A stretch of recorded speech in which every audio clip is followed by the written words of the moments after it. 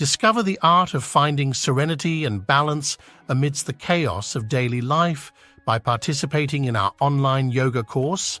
Sign up to experience the transformative benefits of yoga. The link is in the description.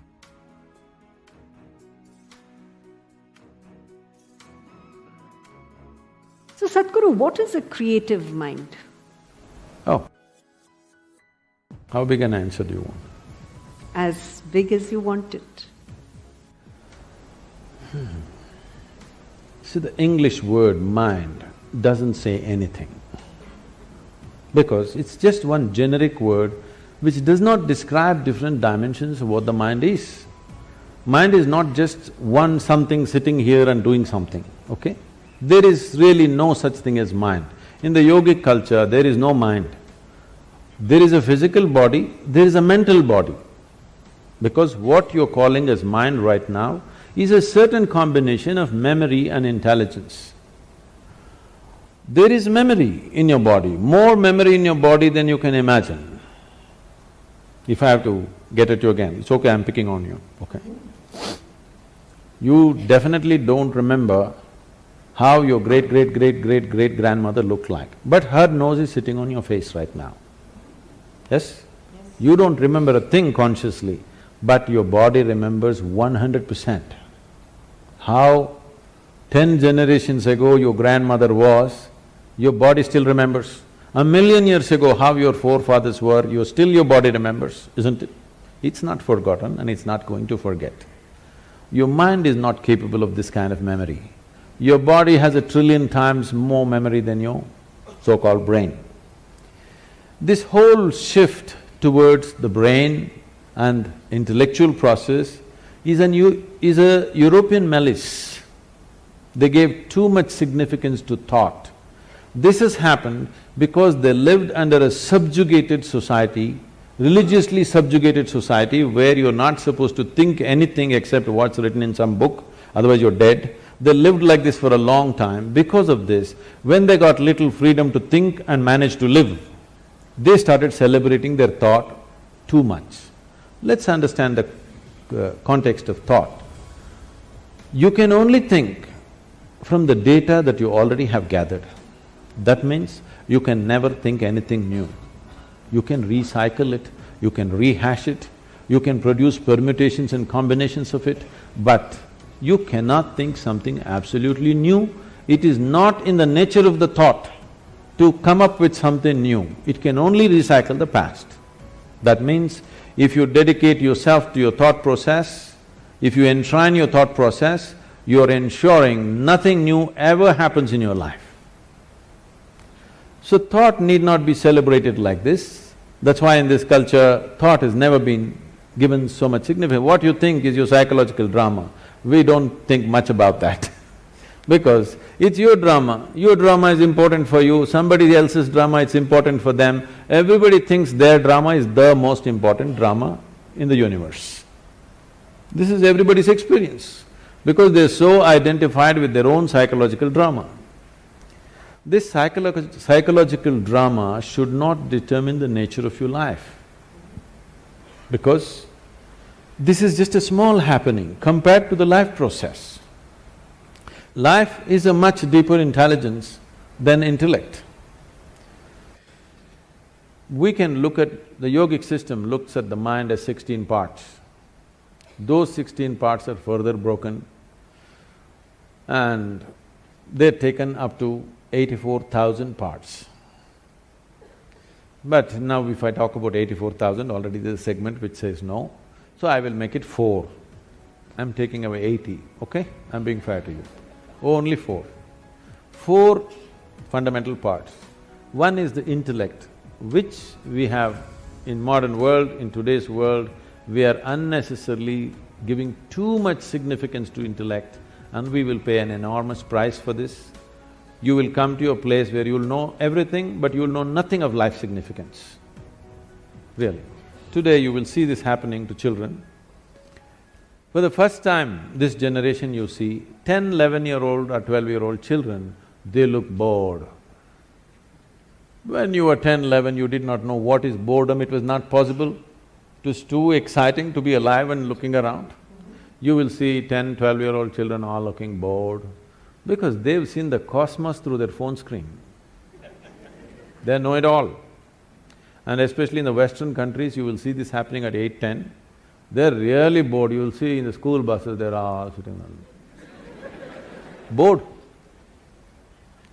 Because by the time you're 12, you already had one love affair, you know what is a break, you know how to all this recover from that, you tasted alcohol, you've seen this, probably you've gone into all kinds of physical things, and you know the cosmos.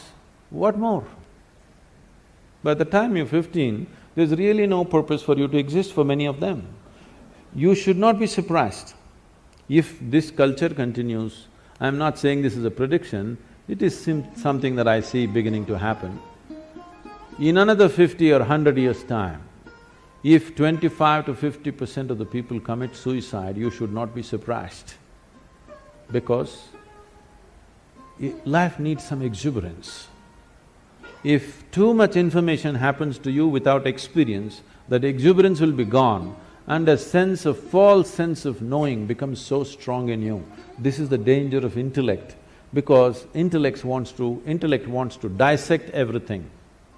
Intellect is like a scalpel, the sharper it is, the better it is, it wants to dissect and know. Dissection works with some things, not with all aspects of life. If you want to know the poor frog, you remember? The poor frog that you crucified and cut, and great knowledge you acquired from all that torture is unbelievable. How much knowledge you know. For the torture that frog went through, how much knowledge you have acquired is quite unbelievable. All that you got to know. Now you got interest, suddenly you got interested, the mother that you had ignored, you want to know your mother today. Please get yourself a sharp knife, start the dissection. You may know everything about her liver, kidney, heart, but you won't have a mother left, that's all. So life cannot be known by breaking it up. You can know physical things by breaking it up. You cannot know life by breaking it into pieces. But this is the nature of the intellect. The whole modern science has evolved from human intellect. Because it's produced technological benefits, you can't argue against it, because people, Yeah. they think they're scientists, they know nothing about science. They're just enjoying their iPhone. They think they're scientists because they can do this. No, technology is fine, it's brought much comfort and convenience, but it will not bring life to us. So intellect is like this. Intellect will be useful only depending upon what it is identified with and what is held, what holds this, how steadily. So the next dimension of the mind, the first one is called as buddhi, which is the intellect, the second one is called as ahankara. Ahankara does not mean ego, this, that, it means the identity. Whatever you identified with, your intellect functions only around that. Simple, if you just identify with a nation, if you say, I'm an Indian, everything Indian looks beautiful. If you cross the border and you say you're something else, all that looks beautiful. So whatever you identified with, it's only with that the intellect functions. So ahankara is the identity. How consciously and how steadily your ahankara has been created will determine the effectiveness of your intellect. Just because it's sharp, it does not mean it'll be effective, because sharp intellect or a sharp knife can cause any amount of damage to you. If you have a sharp knife and you don't have a steady hand, you will cut yourself all over the place. That's all that's happening. Human suffering is just this. You don't know how to hold this intellect in your hand properly. Every day you're cutting yourself.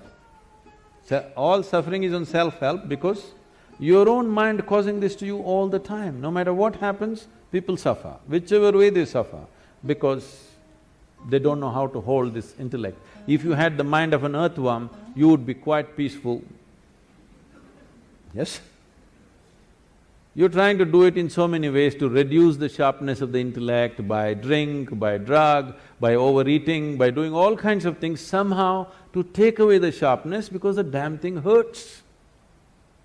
It hurts not because that's its nature, It hurts because you do not know how to hold it. The next dimension of the mind is called as manas, which is a huge volume of memory. It is not here or there, entire body carries memory. So, manomaya kosha, this is called a huge sack of memory. This memory is in various stacks, we'll not go into all these details considering some people have said a clear no. They don't want to have a mind, I'm sorry, they don't want to know anything about the mind. So the fourth dimension of the mind is called as chitta. Chitta means it's pure intelligence. It is unsullied by memory. It has no trace of any kind of memory, it's just pure intelligence. If you touch this, then you have access to what you're referring to as the source of creation, because all kinds of things might have been fed to you. God is this, God is love, God is compassion, God is kind, whatever. Somebody come, stand on the edge of this stage, say all the prayer you want to say and fall. Let me see whether compassion happens to you or a cracked bone happens to you. I would like to check, all right? All these things have been made up because whatever somebody is deprived of, they will attribute that quality to their idea of God. Your ideas of God have come only because you do not know how this whole creation happened. Because you don't have an answer, you made it up. Because you're a human being, you said a big human being is sitting up there. Oh, how can you do all this? If somebody asks, he has 10 hands, so he does lot of things, not like you. Whatever, it's all right for children. But essentially because you do not know how creation happened, you are coming up with explanations. So that which is the source of creation, don't believe what I say, what anybody says. Pay attention to one piece of creation. Just take a flower, pay attention to this, pay an attention to a leaf or an atom or an ant. All you will see is phenomenal intelligence beyond anything you can imagine, yes? But nobody told you God is intelligence. But this culture has said this to you in many ways. They told you Chidakasha, Chidambara and so many things to tell you if you touch your chit, the whole existence becomes yours. Everything that's worth knowing is right here because you have access to the source of creation. So these are the four dimensions of your mind. Unfortunately, the modern education thinks by just feeding information and keeping the intellect reasonably sharp, everything is going to happen. No. You will rip this planet apart looking for well-being. You may lose the planet, or you may manage to go to another planet and start your work again there. But well-being will not happen. If well-being has to happen, you have to dig a little deeper into this one, otherwise, no.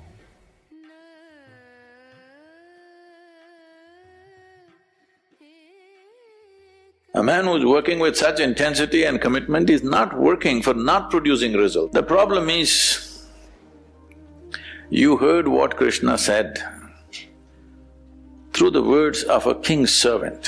Whatever you wish to do in your life, you have goals.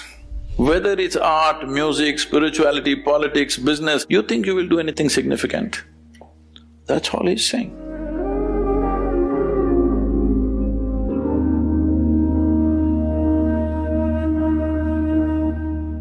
In the Bhagavad Gita, Lord Krishna advises us to keep putting in effort without being attached to the results.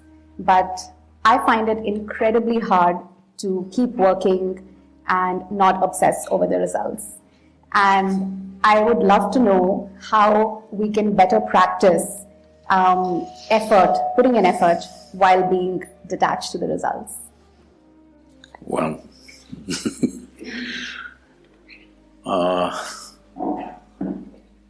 I'm not in any way well studied about any scripture.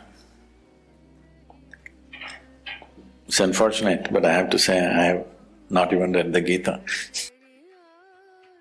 But we know the life of Krishna, that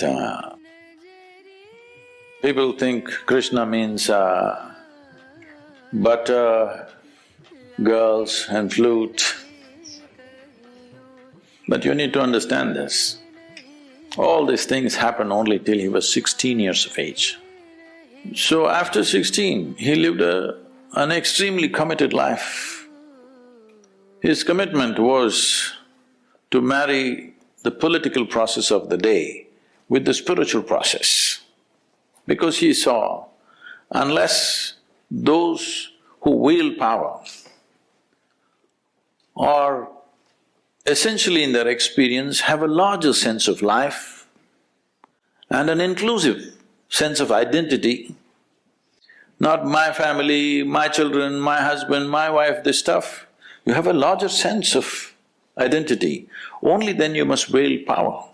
Otherwise, it will lead to corruption. People say, power is corruption. Power is not corruption. Limited identity is corruption. They believe they're doing the right things and they're doing the horrible things all the time because their identity is so small. So he was trying to change this. This was his whole life's mission. And always working for results. Hello? A man who's working with such intensity and commitment is not working for not producing results. Obviously, he's working for results. The problem is, you heard what Krishna said through the words of a king's servant. Nobody else told you. He only spoke to Arjuna. Arjuna never spoke. He lived for 36 years after that incident, but he never uttered one word what Krishna told him. Have you heard anywhere? He ruled as a king, but never once he said, Krishna told me this on the battlefield, not once. So everything that you have heard is only from Sanjaya, who was a king's servant. You must understand the quality of a king's servant, he's very reliable. See, if you… let's say, if your husband or wife or children, they saw something, they come and tell you, they will add a little bit of their own stuff and tell you. It is intrinsic to a human being. Their own opinions, ideas, other things will naturally get into what they're speaking. But a king's servant is trained never to add his opinion, otherwise his head will go. He will only interpret everything word by word as it was. So he's a kind of a ancient tape recorder, okay? He's recording and just telling the king, this is what he's saying. But there's no context. What is shared between two people where there's a very deep relationship,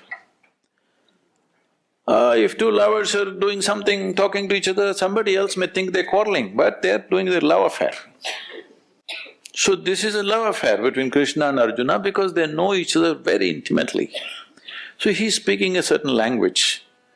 So as king's servant takes word by word without knowing the context or understanding what it is, the experiential dimension of what it is, and he's saying, so having said that, see, essentially it is just this, whatever you wish to do in your life, you have goals. What kind of goal will you set up? Right now you're in the university. What kind of goal will you set up? What you already know, you will exaggerate that a little bit and think it's a big goal in your life. Generally people call this an ambition, I call this a constipation. Because you're trying to handle life little by little, just like constipation. If you have a goal, your goal cannot be something absolutely new, it is only an exaggeration of what you already know, yes or no? Can you think of a goal that you simply don't know? How is it even possible? So, what he is saying is, there is a direction we have taken, but you have to be dedicated to the process, otherwise goal will just be hallucination. If you do one thing right now, just don't take this one breath, take the other breaths, let me see. I can't do it. That's all he's saying. He's saying without taking this step properly, you hallucinate about the goal, what is the point? In yoga, we say this very simply. We say if you have one eye on the goal, you have only one eye to find your way, it's inefficient, that's all. So he is just talking about in a battle, if you're inefficient, it is not that you won't get your increment or promotion, you just get dead. Hello? In a battle, if you're inefficient, you think you will just lose your marks or something? A grade you will lose, is that what it is? No, you will be buried that evening. So he is telling him, because Arjuna is talking about how to kill all these people and me become a king, he says, you will not become a king yet. You need to shoot this guy in front of you now, properly. Otherwise, you… not the king, you will be buried today evening. That's all he's trying to tell him. Is it wrong? So, every year in the month of November, we have a business event. So, 200 CEOs were there last year also, this November it's coming again. And they just look at how seamlessly Isha Foundation functions. Variety of activity, all volunteers. Volunteers means what? Nobody's trained for the job. They are super dedicated, but they're not trained for the job. And you can't fire them because they're volunteers. If you hire them, you can fire them. They're volunteers, how to fire them, you can't. So they looked at this and said, Sadhguru, we pick up the best from IITs and IIMs and all this stuff, but you're just doing with volunteers and your organization functions better than our companies, how is it? I said, see, all of you are dedicated to the goal. Here, I have continuously instilled in people that you're absolutely devoted to the process. Now what you're doing? You do this well. Most of them don't even know where I am taking them, all right? They're working for a certain project, they don't know what is the goal. I have something else, if I tell them right now, they'll freak because my goals are so far, they will give up. So right now, we have instilled this in them, you just absolutely involved in the process. Know the joy of involvement, first of all. Without absolute devotion to what you're doing right now, you will not do anything significant in your life. Whether it's art, music, spirituality, politics, business, take anything. Without being devoted to the process that you're doing right now, you think you will do anything significant? That's all he's saying.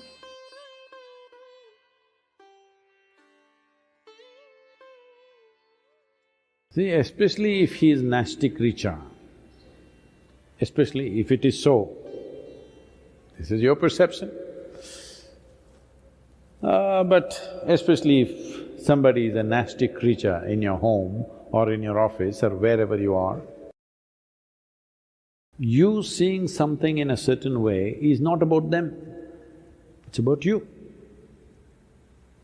Do you want to keep your eyes, your mind, your heart, your body pleasant or unpleasant? You make up your mind on that one. Now, if you look at him, I said even that nasty creature, please look at him, it's like me. I am not telling you that you have to listen to his teaching or take new practices from him. No, I'm saying, if you have looked at me with a certain sense of reverence, devotion, love, affection, whatever is your emotion, if you have, please see everything with that, because all I'm saying is, you have a body, you have a mind, you have emotion, energy. We're talking about your emotion right now. If you hit a certain level of sweetness of emotion at one point in your life, either because of your love or devotion or compassion or whatever, you hit a certain level of sweetness, this is the high point in your life. Now you should not come back from that, you must see how to go beyond that. I am saying whatever was the highest or the sweetest or the most wonderful emotion you had, make that the baseline, why are you coming back again? If you did not know such an emotion, then what would I tell you? Which is the sweetest emotion you had in your life? My child, okay, see everybody as your child. We've told you that at one time. Then I saw you sat here with tears of blissfulness and love coming out of you. Then I said, see everybody as you're looking at me right now. Because this will make your eyes, your mind, your heart, your body and your very being sweet and wonderful. This is not about him. Especially if he is being difficult, then you are being well trained. Even if you go to hell, you will do well. Yes. Because nobody has guaranteed you. Have I ever told you I will get you a ticket to heaven? I've been constantly threatening you, right here things will happen. So, you must understand this is about your transformation. The problem with you is, because you read… what are those? Well, I don't want to take names anyway. You read all those romantic books when you were a teenager and then you imagined all kinds of things. You are not first of all straight with yourself. Your hormones are working up. Suddenly you look at somebody, wow, can't believe she's so beautiful, she's so fantastic, he's so handsome, he's so wonderful, everything he does, You're bullshitting yourself.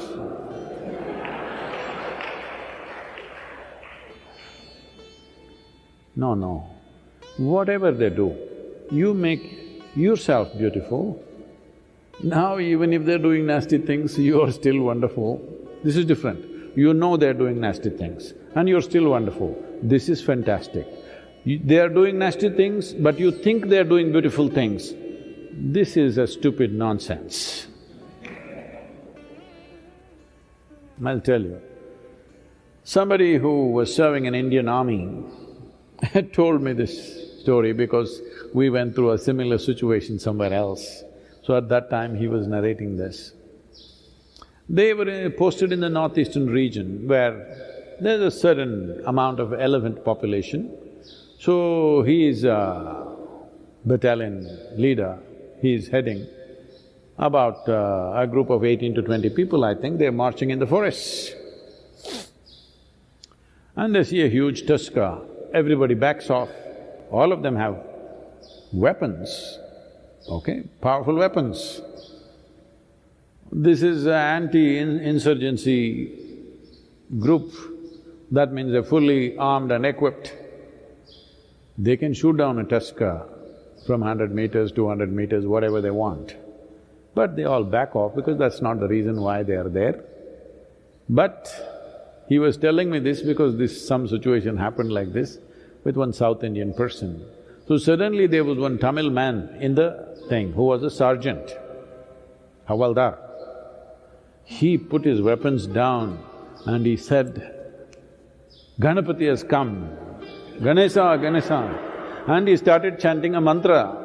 He knew some Ganapati mantra, he started chanting.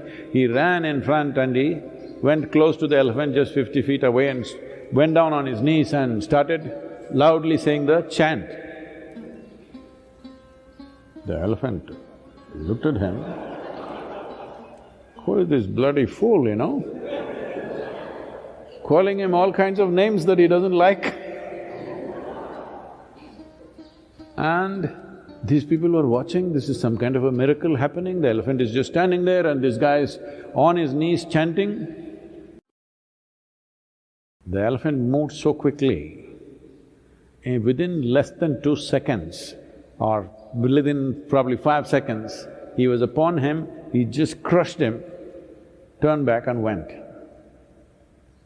These people were just aghast and they're just watching him being crushed. Then some people pulled out the weapons. When the person whom I knew was in charge of it, he calmed them down because it's already dead. The man is dead in one shot. Why I'm saying this to you is, elephant will not do… wild elephant is not going to do pleasant things to you because you call him a god. You call him Ganapati and try to worship him, He is not going to do, he will do what he has to do. Similarly, the creature in your house,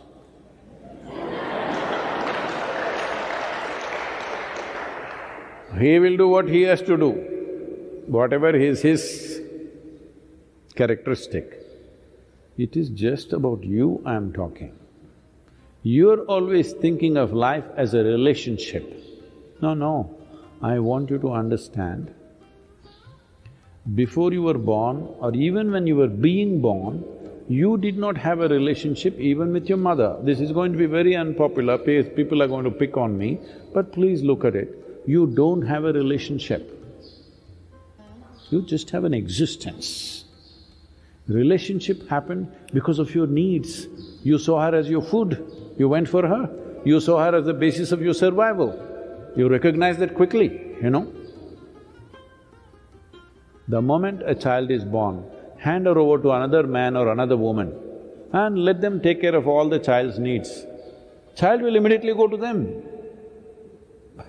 This whole idea that you think it's coming to you because you are the mother and you delivered, no.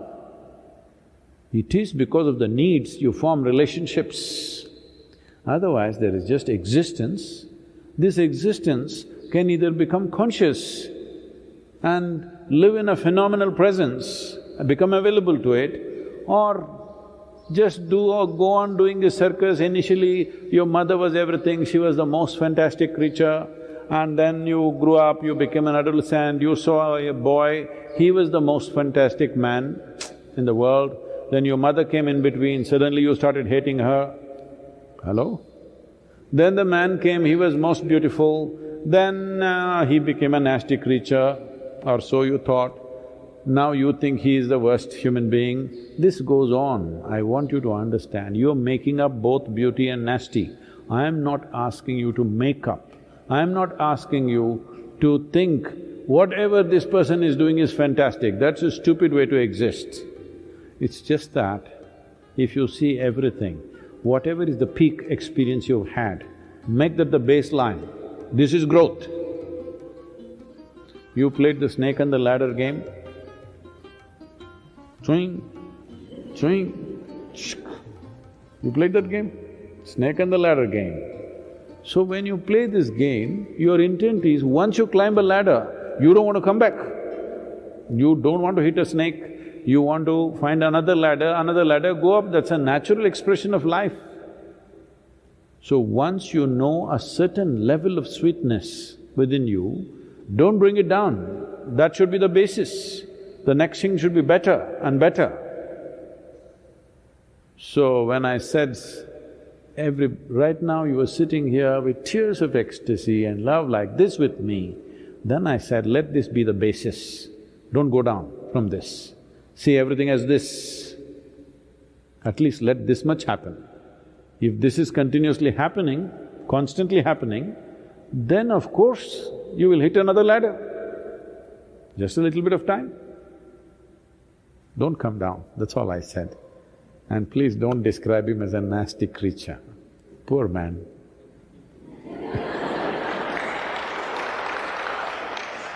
This happened.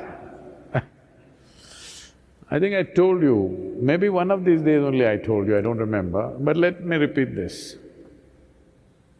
Shankaran Pillai thought his wife is having an affair, hired a detective, I'm saying it loudly because just to remind you. Said, I want proof against her. So detective just waited outside the house, she left the house, he followed her, then she went to parked near the park, went inside. A man was sitting on the bench, the moment he saw her, he came running, she went running, they hugged, each other held hands and sat down on the bench and chatting away joyfully, laughing. He took the whole video and within a few hours he came to Shankaran Pillai in his office and said, I got all the proof that you wanted just in one day. I did my job, I have the proof, here, watch the video.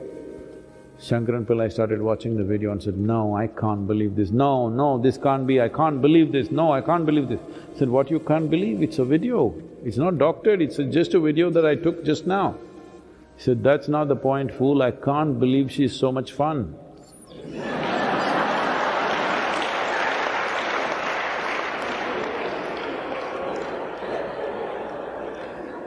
So, after 15 days is over, when the man goes away somewhere, then you will see how much fun he was. Don't do this to yourself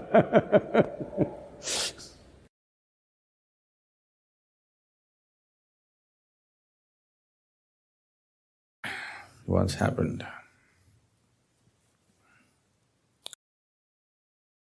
Gautama, the Buddha, you heard of him? Everybody heard of Gautama? So, Buddha is not his name is Gautama Siddhartha. He became a Buddha. So he is now the only Buddha in the world. There have been thousands of them and there still are. So Gautama was sitting in a large congregation of people one morning, an early morning, earlier than this, okay? A man arrived and stood there in the shadows. This man is a great devotee. He is a devotee of Rama. You heard of Rama? Not Rami, Rama. Rama is one of the most popular deities in India. If you do not already know this, in India we have 36 million gods and goddesses. It's a very rich country. So, he is a great devotee of Rama.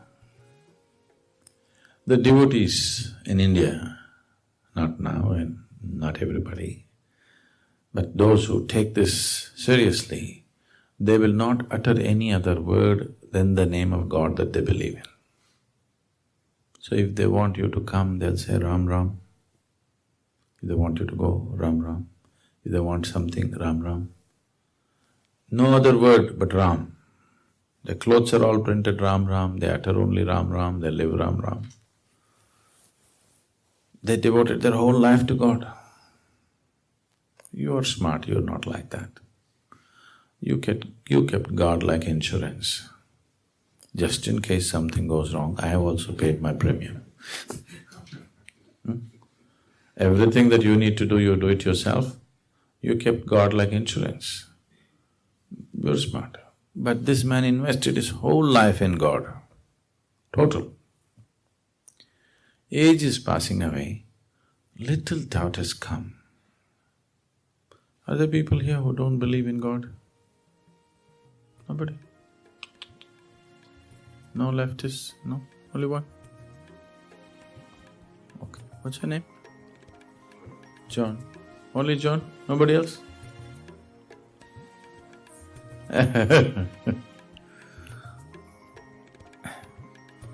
So, little doubt has come. He knows there is God. Just a little doubt. Suppose there is no God. I'm wasting my whole life doing Ram, Ram, Ram. See, this doubt will come to you only if you invest your whole life. You invest just 10 minutes in a week, then you will not get this doubt, it's all right, what's the problem? If you invest your life completely into God, then within 3 days doubt will come. Am I wasting my life just doing this? And there are other people who don't believe. See, look at this John, he doesn't believe. For him also sun comes up in the morning, for him also flowers blossom, from him also life happens. Looks like he's having a better time than me. It's a little doubt, he knows there is God, just a little doubt. Now there is an enlightened being here, he wants to confirm. But after being a well-known devotee for a long time, because he did not just go to the temple, he built many temples. At this stage in his life, how to ask whether there is God or not now? So he came early morning, stood in the shadows there and asked this inevitable question, is there God? Gautama looked at the man and gave a clear, emphatic no. Here this large congregation of disciples, this has always been a struggle in their mind, is there God or no God, is there God or no God? Oof, one big relief. Whenever they ask such a question to Gautama, he just becomes silent, he doesn't say anything. For the first time he gave a clear answer, no God. Joy spread across the congregation. Just the struggle, is there God or no God, is over. The enlightened one has declared there is no God. The message spread across the town. Through the day, celebrations happened because just imagine the freedom of it. No God means nobody sitting up there keeping accounts of what you did and what you did not do to punish you, burn you in hell or do this or that. Life is completely yours. So through the day, celebrations happened. Everybody is in great joy.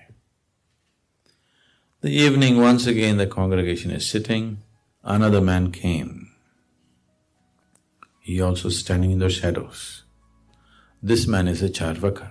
Charvaka means, in India, there are groups of people who are known as Charvakas. These Charvakas are out and out materialists.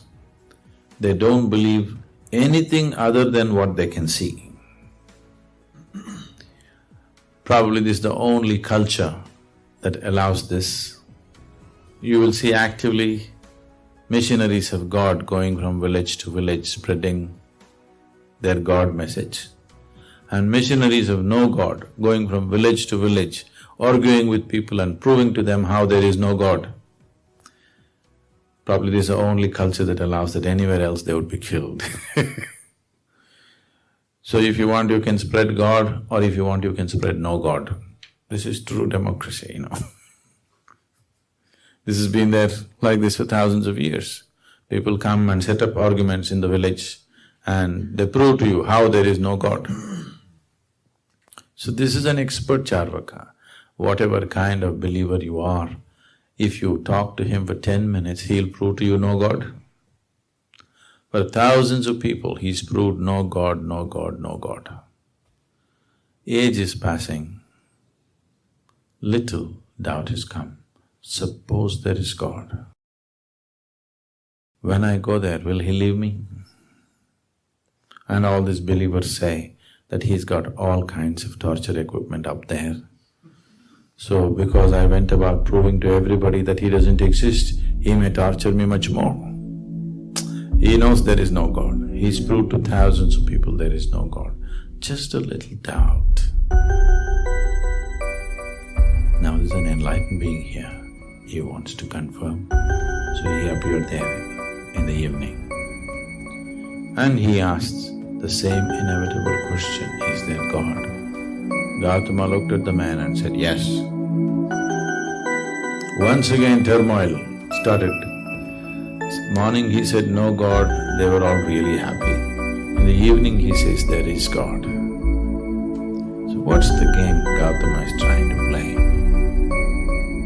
See, if you believe there is God, or if you believe there is no God, you're in the same boat. You believe something that you do not know. I believe this, you believe that. Doesn't make any difference.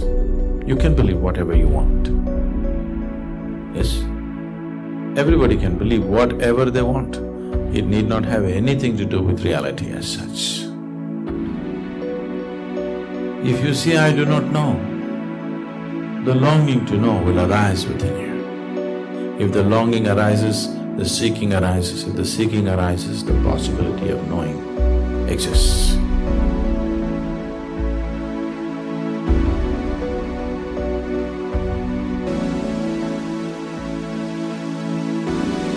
Be a multiplier of love and knowledge. Share this video with those you love, and together, let's spread light throughout the world.